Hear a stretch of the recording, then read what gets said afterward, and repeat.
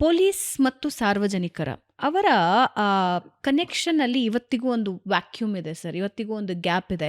ಪೊಲೀಸರು ಅಂದರೆ ಜನಗಳಲ್ಲಿ ನಂಬಿಕೆ ಕಡಿಮೆ, ಇಲ್ಲ ಅಂತಲ್ಲ, ನಂಬಿಕೆ ಕಡಿಮೆ. ಹಾಗೆ ಪೊಲೀಸರದು ಏನು ಆರೋಪ ಇರುತ್ತೆ ಅಂದರೆ ಸಾರ್ವಜನಿಕರು ನಮಗೆ ಸಹಕರಿಸೋದಿಲ್ಲ ಅಂತ. ಇದನ್ನು ಸರಿ ಮಾಡೋದು ಹೇಗೆ ನಿಮ್ಮ ಪ್ರಕಾರ? ಖಂಡಿತವಾಗ್ಲೂ.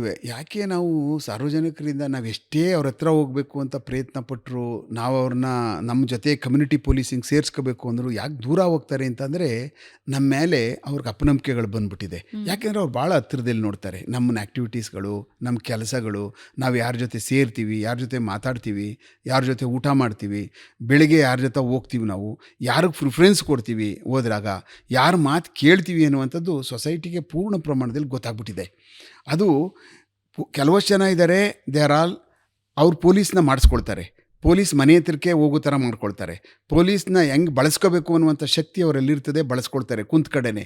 ಆದರೆ ಯಾರಿಗೆ ಪೊಲೀಸ್ ಬೇಕು ರಿಯಲ್ಲಾಗೆ ಸಮಾಜದಲ್ಲಿ ಕಿತ್ಕೊಂಡು ತಿಂತಾ ಇರುವಂಥದ್ದು, ಬಡತನನೇ ಆಗಲಿ, ರೌಡಿಸಮ್ಮೇ ಆಗಲಿ, ಆಮೇಲೆ ಕಬ್ಜಾ ಮಾಡುವಂಥದ್ದೇ ಆಗಲಿ, middle class and below middle ಕ್ಲಾಸ್ಗೆ ಭಾಳ ಹತ್ತಿರದಾದಂಥ ಪೊಲೀಸ್ ಇರಬೇಕು. ಯಾಕೆಂದರೆ ಶೋಷಿತರಾಗ್ತಕ್ಕಂಥದ್ದೇ ಅವರೇ, ಎಲ್ಲರಿಂದನೂ ಶೋಷಿತರಾಗ್ತಕ್ಕಂಥವರೇ ಅದೇ ವರ್ಗದವರು. ಆ ಕಾರಣಕ್ಕೋಸ್ಕರ ಏನಾಗ್ತದೆ, ಅವರು ಯಾರನ್ನ ನಿರಂತರವಾಗಿ ಪೊಲೀಸರನ್ನ ನಮ್ಮನ್ನು ಒಡನಾಟ ಜಾಸ್ತಿ ಇರ್ತದೆ ಅವ್ರದ್ದು, ನಮಗೆ ಬೇರೆಯವ್ರದ್ದು ಒಡನಾಟ ಜಾಸ್ತಿ ಇರಲ್ಲ. Middle class and below middle class ಅವ್ರ ಜೊತೆನೇ ನಮ್ಮ ಒಡನಾಟ ಜಾಸ್ತಿ ಇರ್ತದೆ.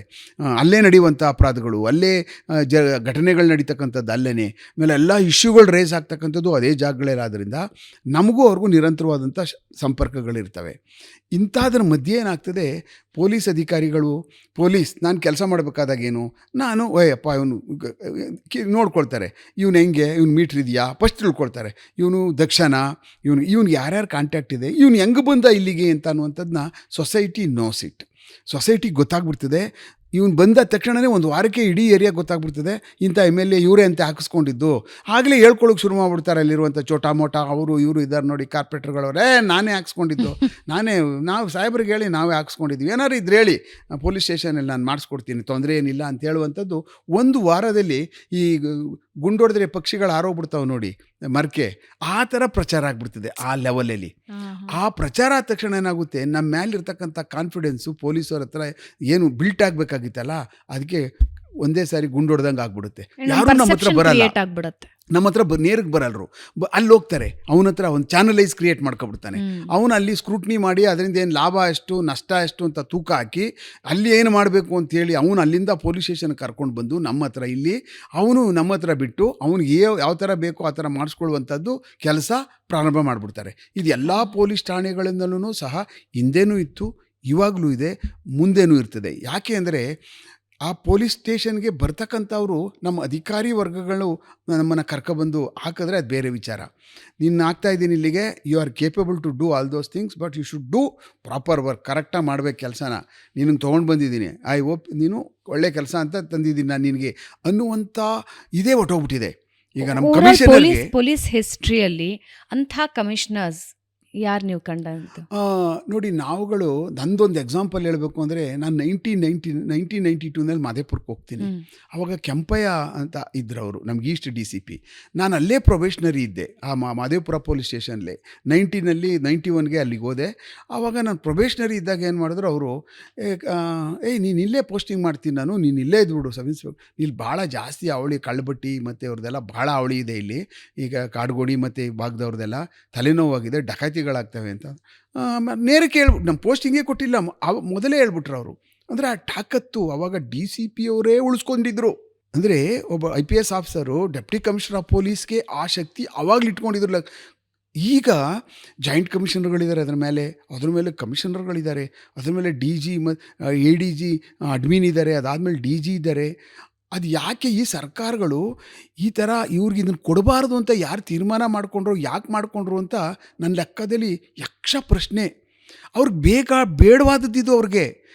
ಯಾಕೆ ಅಂದರೆ ನಮ್ಮನ್ನು ಹಿಡ್ಕೊಬಿಟ್ರೆ ಮುಗ್ದೈತಲ್ಲ, ಹಿಂಗೆ ಚಿರತೆ ಇಲ್ಲಿ ಹಿಡಿದುಬಿಟ್ರೆ ನಾವೇನು ಮಾಡೋಕ್ಕಾಗುತ್ತೆ? Complete control, totally control. ಅವ್ನು ಹೇಳಿದ ಕೆಲಸ ನಾನು ಮಾಡಲೇಬೇಕು. ಯಾಕ್ರಿ ಹಿಡ್ಕೊಂಡು ಬಂದಿದ್ರು, ಒಳ್ಳೆಯವನಂತೆ, ಏನು ಊರೆಲ್ಲ ಉರ್ಕೊಂಡು ತಿಂತಾ ಇರ್ತಾನೆ ಅವನಲ್ಲಿ, ಉಸೂಲು ಮಾಡಿಕೊಂಡು ಆ ಹಬ್ಬ ಈ ಹಬ್ಬ ಅಂತೇಳಿ ಬದುಕಿಸ್ಕೊಡಲ್ಲ.